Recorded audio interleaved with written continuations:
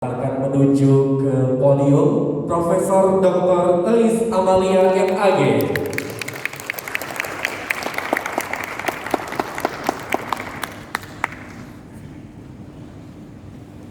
Bismillahirrahmanirrahim. Assalamualaikum warahmatullahi wabarakatuh.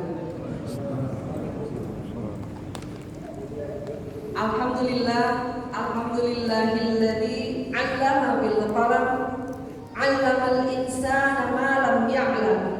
Wassalatu wassalamu 'alan nabiyyi khairil anam wa 'ala alihi wa sahbihi wasallam. Amma ba'd. Yang terhormat Ketua dan Sekretaris Senat UIN Syarif Hidayatullah Jakarta, Bapak Profesor Dr. Abudinata dan Bapak Profesor Dr. Armai Alif. Yang terhormat Rektor UIN Syarif Hidayatullah Jakarta, Ibu Profesor Dr. Hajah Amanah Imanuddin Lubis MA dan para wakil rektor. Yang terhormat Dewan Guru Besar, Dekan Fakultas, Direktur Pasca Sarjana, Ketua Lembaga dan Pusat, para ketua program studi di lingkungan UIN Syarif Hidayatullah Jakarta, para tamu kehormatan yang tidak dapat kami sebutkan satu persatu, Direktur, Komisaris, Pengawas Syariah di berbagai lembaga keuangan syariah hadir hari ini dari PT Jemfrida DKI, dari PT MBK Ventura, PT Amansa Fintech, BPRS Mustindo. Praktisi, penggerak dan penggiat ekonomi dan keuangan syariah di Indonesia, kolega dosen, tenaga kependidikan, mahasiswa dan para alumni, tamu undangan yang saya muliakan dan keluarga besar yang saya cintai. Syukur kehadirat Ilahi Rabbi atas seluruh rahmat dan karunia-Nya yang senantiasa tercurah kepada kita semua. Salawat dan salam semoga tetap terlimpah kepada Rasulullah Muhammad SAW, para sahabat, keluarga dan seluruh umatnya yang senantiasa berharap mendapatkan syafaat di akhirat kelak. Sebelum memulai orasi, perlu saya sampaikan bahwa acara ini menjadi sejarah tersendiri bagi saya, di mana semula terjadwalkan pada tanggal 18 Maret 2020. Namun ketentuan Allah berkata lain. Virus COVID-19 telah menyebar dengan sangat cepat, sehingga kebijakan pemerintah berupa pembatasan physical distancing, dan pembatasan social distancing diberlakukan di berbagai wilayah termasuk Jakarta, Banten, hingga kebijakan new normal. Kondisi ini telah direspon secara cepat oleh pimpinan UIN Syarif Hidayatullah Jakarta dengan menerapkan kebijakan bekerja dari rumah, work from home, dan belajar dari rumah melalui pembelajaran jarak jauh. Virus yang merupakan pandemi global ini eskalatif di lebih dari 219 negara, dimulai dari Cina daratan hingga ke berbagai negara, di mana epicenter saat ini telah bergeser ke negara berpenduduk besar. Untayan doa terpanjatkan, semoga kita semua diberi kesehatan yang prima, bahagia senantiasa, dan hidup penuh dengan optimisme. Satu-satunya harapan dan pengharapan hanyalah bertawakal kepada Allah, seraya berusaha sekuat tenaga untuk mendapatkan kehidupan yang lebih baik. Hal ini sejalan dengan firman Allah pada Quran Surat Al-Baqarah ayat 269, Quran Surat An-Nahl ayat 97, dan Quran Surat Al-A'raf ayat 96. Ayat-ayat tersebut menegaskan bahwa Allah akan memberikan kepada umatnya berupa hikmah, hayatan thayyibah dan barokah manakala mereka mau berpikir, bersedia mengerjakan amal soleh, beriman dan bertakwa kepada Allah. Dan semoga kita semua yang hadir pada hari ini termasuk pada golongan ayat tersebut. Hadirin yang kami muliakan, pada kesempatan yang berharga ini, sebagai sebuah kehormatan dan tanggung jawab akademik, dengan penuh kerendahan hati, izinkan saya menyampaikan orasi ilmiah di depan sidang senat terbuka berjudul Akselerasi Sistem Ekonomi Islam Terintegrasi untuk Ekonomi Indonesia yang Berkeadilan. Senat, Rektor, Sivitas Akademika, dan hadirin yang kami muliakan, Indonesia akan menjadi negara maju pada tahun 2045.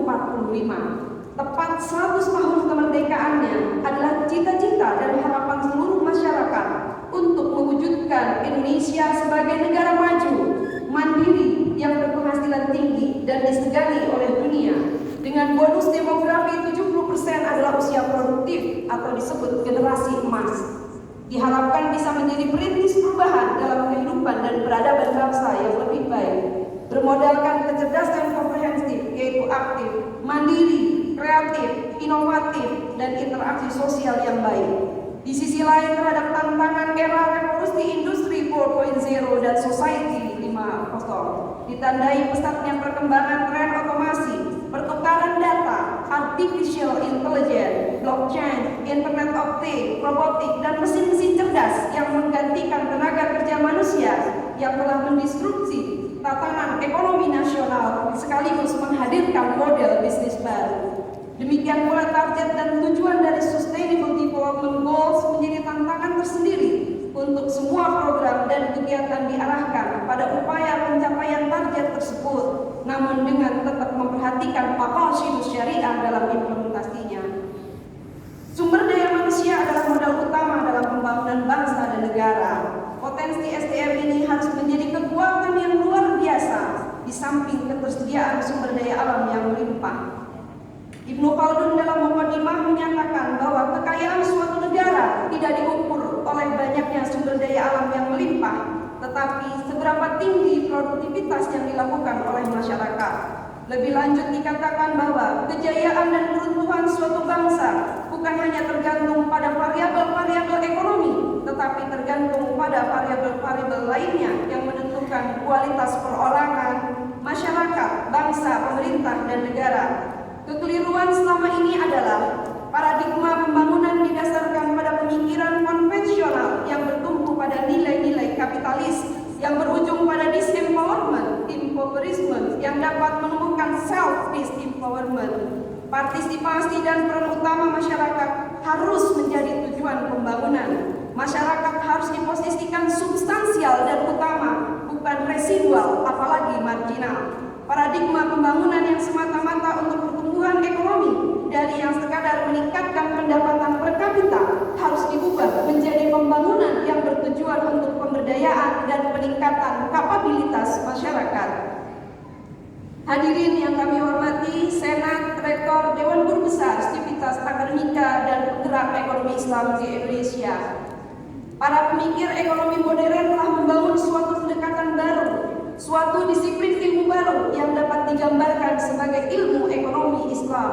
Chaudhry menjelaskan 3 prinsip mayor dalam ekonomi Islam: Tauhid and Brotherhood, Growth and Productivity, and Distributive Equity akan melahirkan keadilan dan keseimbangan ekonomi dalam masyarakat. Menurutnya, ini dapat diwujudkan dengan adanya peran pemerintah.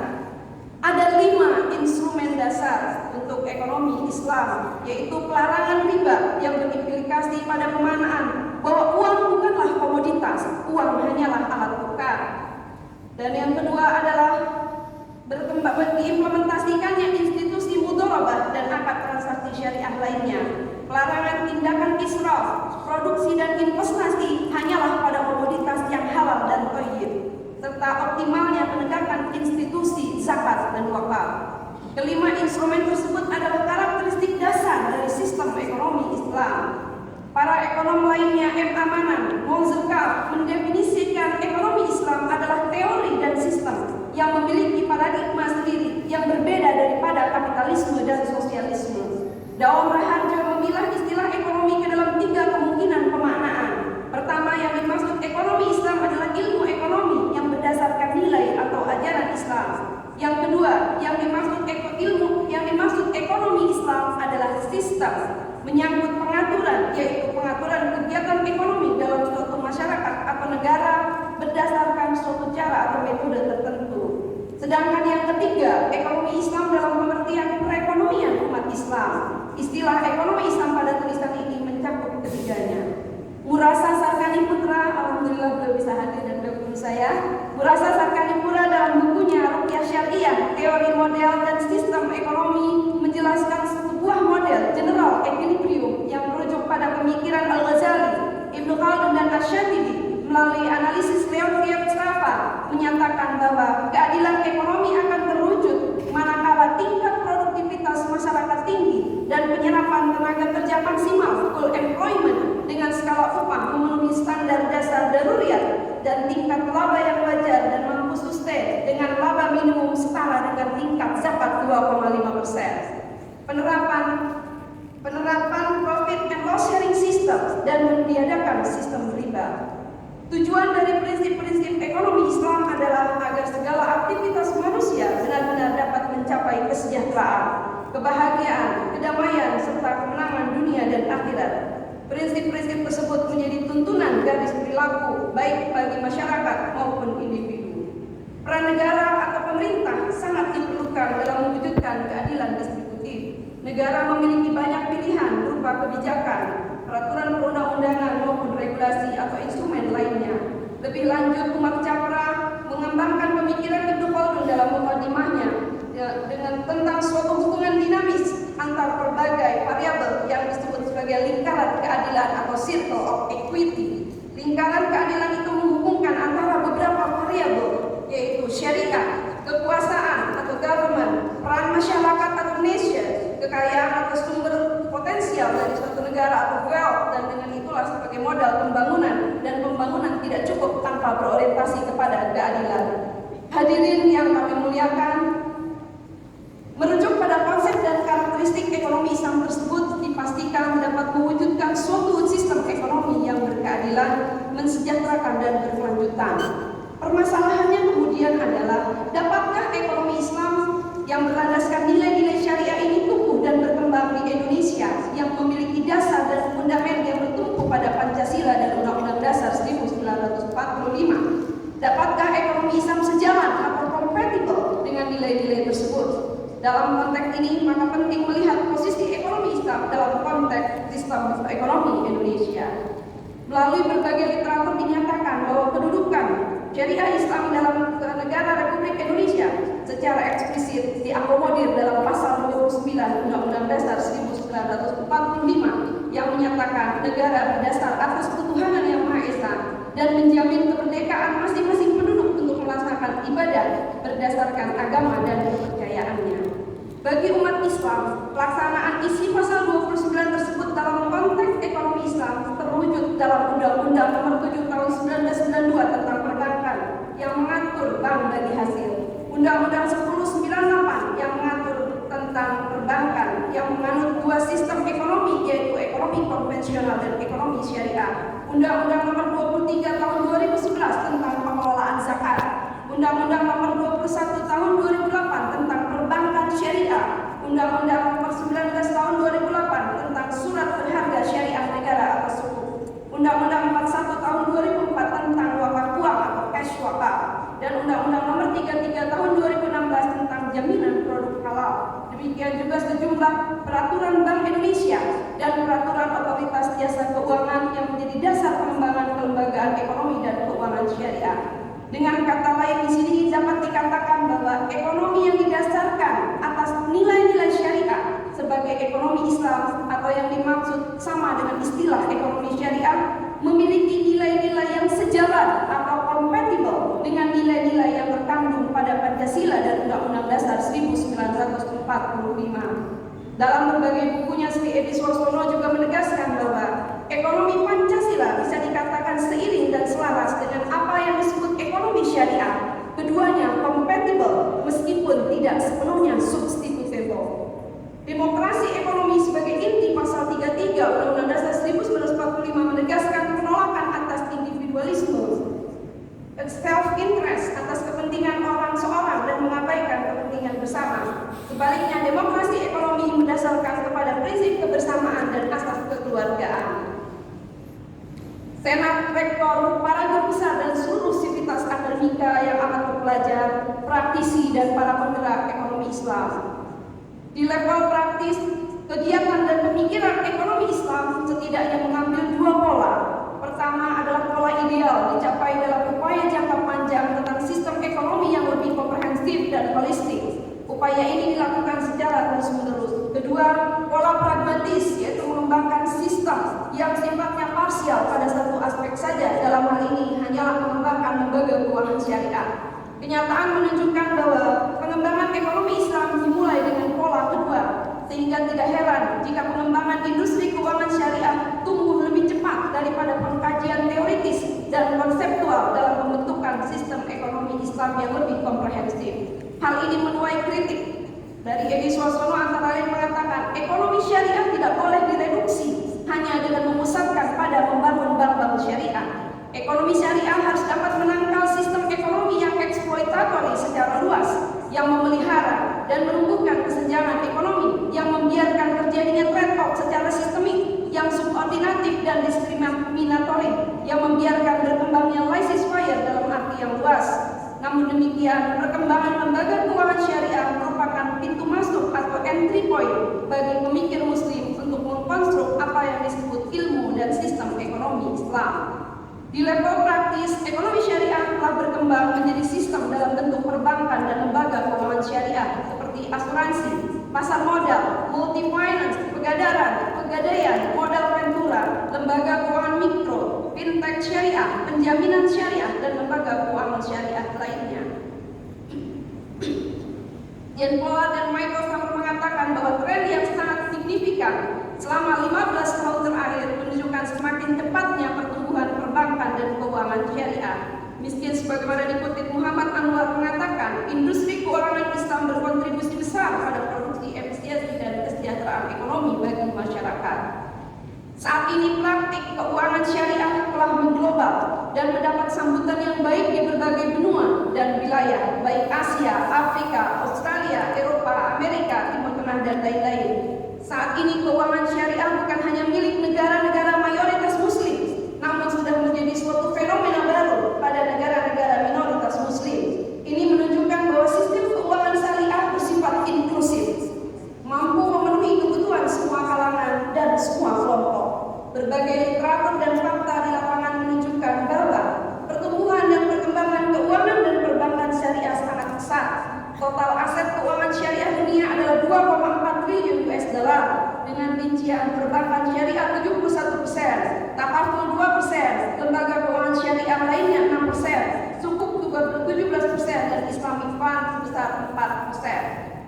Dalam master plan ekonomi syariah yang dikeluarkan oleh Komite Nasional Ekonomi Syariah menyatakan bahwa Indonesia akan menjadi pusat keuangan syariah dunia. Peluang Indonesia untuk ekonomi dan keuangan syariah terbesar setidaknya berdasarkan fakta. 1. Potensi Indonesia di tingkat global. Berdasarkan Global Muslim Travel Index pada tahun 2019, Indonesia telah menjadi peringkat ke-1.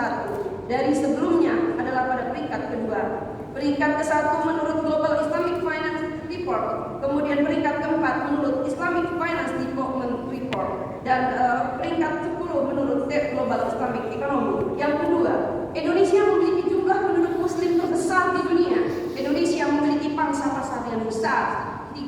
Indonesia menjadi negara yang menerbitkan depository sukuk bond di dunia bersama Turki dan Pakistan. Indonesia dinilai sebagai negara yang perkembangan takafulnya terbaik, dan Indonesia memiliki sistem keuangan syariah terlengkap yang didukung dengan landscape ekonomi syariah dan filantropi Islam yang memadai. Ekonomi syariah menjadi mesin pendorong pertumbuhan ekonomi. Hadirin yang kami muliakan, lembaga keuangan Islam, lembaga keuangan sosial Islam, dan fintech syariah dan bisnis halal berkembang di Indonesia sangat pesat, dan ini merupakan implementasi dari konsep teori ekonomi Islam. Saya akan langsung. Ada beberapa persoalan yang dihadapi terkait dengan pengembangan ekonomi dan keuangan syariah. Pertama, pangsa pasar industri keuangan syariah masih kecil, kendatipun ekonomi syariah memberikan kontribusi yang besar terhadap PDB sebesar 11,69 triliun pada tahun 2018 dari total PDB. Yang kedua, tingkat literasi keuangan dan bisnis syariah masih rendah. Indeks literasi keuangan syariah nasional pada 2019 adalah masih 8,93%. Tingkat inklusi keuangan syariah pun masih terbatas. Indeks inklusi keuangan syariah nasional 11,1% pada tahun 2016 dan turun 9,1% pada tahun 2019. Return pada industri keuangan syariah belum kompetitif dan terbatasnya sumber pendanaan syariah atau syariah fund. Kelima, adanya mismatch dan gap antara sumber daya manusia yang terserap industri dengan SDM yang dihasilkan oleh perguruan tinggi. Kebutuhan sumber daya pada bank syariah sangat tinggi. Data menunjukkan jumlah tenaga kerja pada Bank Umum Syariah tahun 2019 adalah 49.289 orang. Kebutuhan SDM yang sangat tinggi ini tentunya dapat dipenuhi dari berbagai program studi ekonomi Islam, perbankan dan keuangan Islam di berbagai perguruan tinggi. Berdasarkan data Porlabdikti 8 Januari 2009 Kementerian Agama sesuai dengan PMK nomor 38 tahun 2017, tingkat sarjana untuk nomenklatur ekonomi syariah, keuangan syariah, manajemen ekonomi syariah itu berjumlah 748 buah.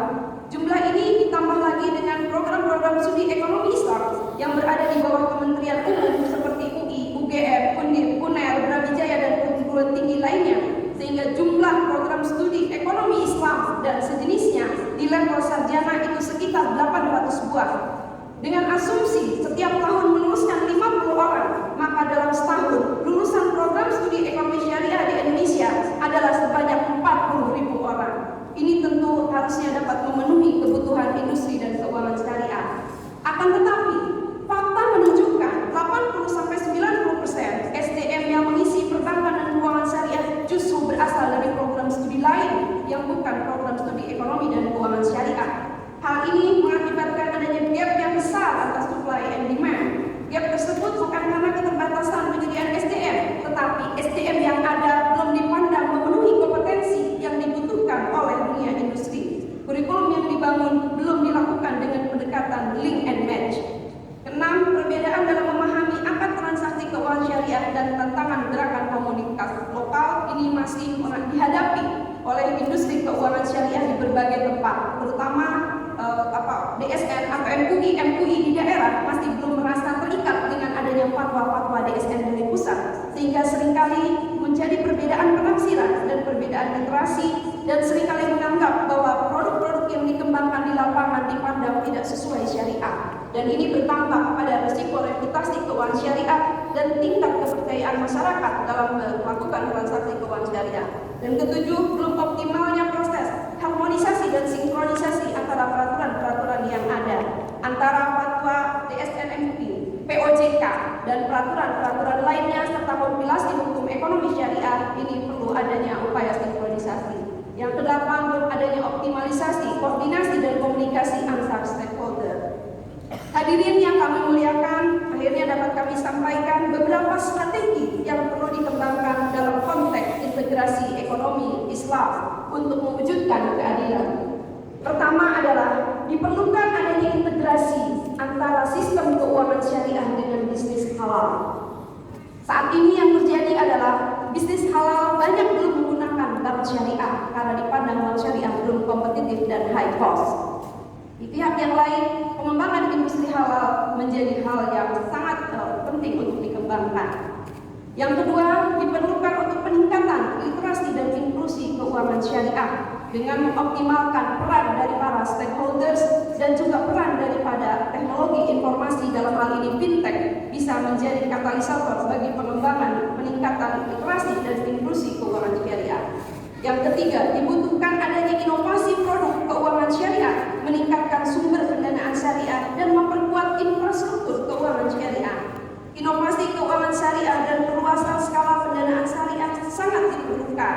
Di Indonesia, Komite Nasional Ekonomi Syariah telah merumuskan upaya untuk memperluas pembiayaan keuangan syariah adalah pembentukan Bank BUMN Syariah, pembangunan National Halal Fund, membangun Islamic Inclusive Financial Services Board, integrasi sektor siswa, keuangan dan komersial, serta pengembangan kinerja indikator.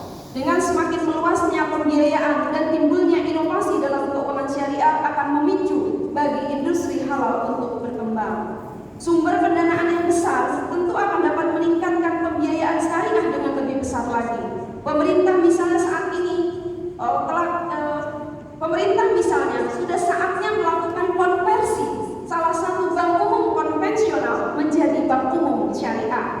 Inisiatif pemerintah yang telah digulirkan saat ini adalah melakukan merger 3 bank syariah, yaitu Bank Syariah Mandiri, Bank BRI Syariah, Bank BNI Syariah, agaknya perlu ditinjau ulang.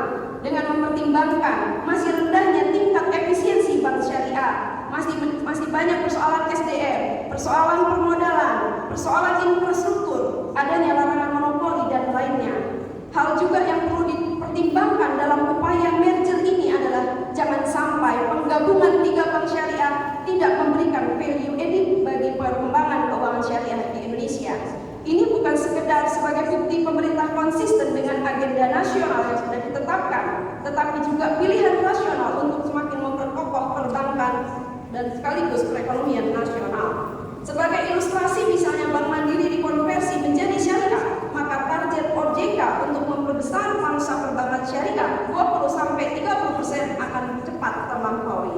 Mengingat perbankan syariah bukan sekedar aspek teknis tetapi transaksi berdasarkan nilai-nilai syariah, maka selayaknya pemerintah dan regulator mendukung penempatan dan pengelolaan dana pada bank syariah. Juga selayaknya pemerintah melalui institusi kelembagaan Islam seperti perguruan tinggi Islam seperti UIN Syarif Hidayatullah Jakarta, sekolah dan pesantren lainnya untuk menempatkan dananya di bank syariah. Perbankan syariah sangat potensial menjadi alat penghubung dan penggerak silaturahim ekonomi antar negara-negara Islam untuk mengurangi dampak negatif dari globalisasi yang tidak memberikan banyak andil bagi proses penguatan ekonomi. Negara-negara organisasi konferensi Islam dunia misalnya dapat mengembangkan International Islamic Payment Gateway untuk menggantikan Mastercard dan Visa Card. Ini langkah terobosan yang akan membuka revolusi dan akselerasi perkembangan perbankan syariah di tingkat dunia. Bila negara-negara Islam bersambung dan lebih erat perekonomiannya, maka pemberdayaan ekonomi akan berjalan dapat diwujudkan dengan baik. Keempat adalah penguatan kapasitas kelembagaan keuangan sosial dan lembaga keuangan mikro. Berikutnya adalah memperkuat kapasitas sumber daya manusia. Di sini penting sekali disampaikan SDM dibutuhkan saat ini adalah yang memiliki kualitas dan kompetensi integratif, yang kuat pemahaman aspek kesyariahannya, sekaligus menguasai aspek ekonomi dan keuangan, baik konsep maupun aplikasi atau operasional. Upaya link and match sebagai bagian yang sangat penting dari kebijakan Kemendikbud saat ini terkait kampus Merdeka dan Merdeka Belajar kiranya dapat terus dikembangkan melalui komunikasi dan kerjasama antar perguruan tinggi dengan pelaku bisnis. Selain itu, upaya standarisasi kurikulum minimal di semua program studi terkait ekonomi dan keuangan Islam perlu terus dikembangkan melalui benchmarking ke berbagai perguruan tinggi terkemuka di dunia yang mengembangkan ekonomi Islam. SDM lulusan program studi ekonomi Islam harus mampu menjadi insan akademis, yaitu memiliki integritas moral yang tinggi berupa akhlak dan keteladanan yang terpuji, komitmen terhadap kebenaran dan keadilan, serta teguh memegang prinsip ajaran. Lulusan program studi ekonomi Islam juga harus menjadi insan demokratis, memiliki sikap terbuka, adil, dan komitmen terhadap perjuangan bagi kepentingan bangsa dan negara tanpa mengorbankan kepentingan pribadi, golongan, keluarga, dan keyakinan kepada agama. Serta lulusan program studi ekonomi Islam harus menjadi insan profesional, memiliki sikap kritis, peka, dan responsif terhadap pengembangan dan pembaruan ekonomi modern, dan mampu mentransformasikan nilai-nilai ekonomi syariah ke dalam sistem ekonomi Indonesia, serta selalu merasa bertanggung jawab dan peduli terhadap upaya keadilan ekonomi dan keadilan distributif. Selain itu, SDM ekonomi syariah harus memiliki keterbukaan akses informasi, memungkinkan orang menerima berbagai informasi dan mempengaruhi bahkan merubah karakter, cara berpikir, dan bersikap. Untuk itu dibutuhkan kemampuan soft skill berupa basic skill, communication skill, teamwork, creative and critical thinking, problem solving, interpersonal communication, dan lainnya. Pada konteks ini, UIN Syarif Hidayatullah sebagai satu institusi pendidikan Islam terbesar di Indonesia telah mengembangkan berbagai program studi di bidang ekonomi Islam dari level S1 sampai program studi doktor. Dan UIN dapat menjadi Center of Excellence sebagai motor penggerak untuk mendirikan pusat-pusat studi keuangan syariah dan juga pusat industri halal. Yang terakhir adalah bagaimana UIN sebagai Center of Excellence tadi juga mampu mengembangkan riset-riset. Dan di sini ada satu contoh, di sini hadir Dekan Fakultas Buzil Hadiah dari UIN. Beliau telah berhasil menemukan temuannya dalam hak paten yang luar biasa cangkang kapsul yang diharapkan yaitu dari babi diganti menjadi cangkang kapsul dari kulit kambing ketawa. Ini menggantikan dari gelatin yang haram menjadi gelatin yang halal. Ini temuan yang luar biasa dan saya rasa UIN mampu mengembangkan riset-riset inovatif untuk mendukung industri halal ini. Melalui pusat riset sangat dikembangkan instrumen untuk pengukuran syariah governance sebagai lembaga keuangan syariah, lembaga keuangan sosial dan lembaga keuangan mikro syariah. Juga dapat dikembangkan pengukuran syariah audit dan pengukuran kepatuhan syariah. UIN juga selayaknya mengembangkan pilot project berupa investasi berbagi untung atau mudharabah melalui kerjasama dengan masyarakat, dan ini sekaligus sebagai pengembangan masyarakat untuk belajar di luar kampus. Yang terakhir adalah memperkuat regulasi dan kebijakan untuk mendukung akselerasi Indonesia. Regulasi dan kebijakan ini mumpuni dapat memberikan sinergitas antar lembaga ekonomi syariah nasional. Dan saat ini telah disampaikan kepada Dewan draft Undang-Undang Ekonomi Syariah. Ini sudah disampaikan kepada DPR. Di sini ada dari Dewan juga, Bu Melinda dan Pak Gus Pardi. Telah disampaikan untuk lahirnya Undang-Undang Ekonomi Syariah. Undang-undang ini menjadi sangat penting untuk memayungi produk-produk dan kelembagaan keuangan syariah yang tidak ada landasan hukumnya atau belum ada landasan hukumnya. Tetapi dengan satu undang-undang besar atau undang-undang payung dibutuhkan Undang-Undang Ekonomi Syariah. Hadirin yang kami hormati, sebagai kesimpulan, orasi ilmiah saat ini adalah bahwa ekonomi Islam adalah ilmu yang telah memiliki kontur dan anatomi yang jelas sebagai sebuah disiplin ilmu didasarkan atas nilai-nilai profetik, nubuwah, ilahiyah yang bertujuan untuk mewujudkan maqasid syariah dan falah. Ekonomi Islam juga sebagai sebuah sistem yang memiliki norma, rules, and behavior dikembangkan dengan setidaknya 4 instrumen utama sebagai pilarnya, terbebas dari unsur riba, gharar, maisir, haram, tadlis, rishwah, memberlakukan akad-akad transaksi syariah terutama profit and loss sharing system, mengimplementasikan zakat, mengembangkan investasi dan komoditas hanya yang halal dan thayyib. Pengembangan sistem ekonomi Islam di Indonesia dikembangkan dalam bentuk perbankan, keuangan syariah, pasar modal, dan lembaga keuangan syariah lainnya. Diharapkan akan menjadi sebuah sistem terintegrasi, komprehensif, dan holistik, terutama terbentuknya perilaku masyarakat di atas nilai-nilai norma moral Islam. Realitas menunjukkan juga sistem ekonomi Islam telah diletakkan dalam kerangka struktur ekonomi Indonesia berdasarkan Pancasila dan Undang-Undang Dasar 1945. Pada titik ini, ekonomi Islam sejalan atau kompatibel dengan Pancasila dan Undang-Undang Dasar 1945. Keterbatasan dan permasalahan yang dihadapi dalam kerangka sistem ekonomi Islam adalah bagian dari suatu proses perjuangan moral yang tidak berkesudahan, atau dalam kaidah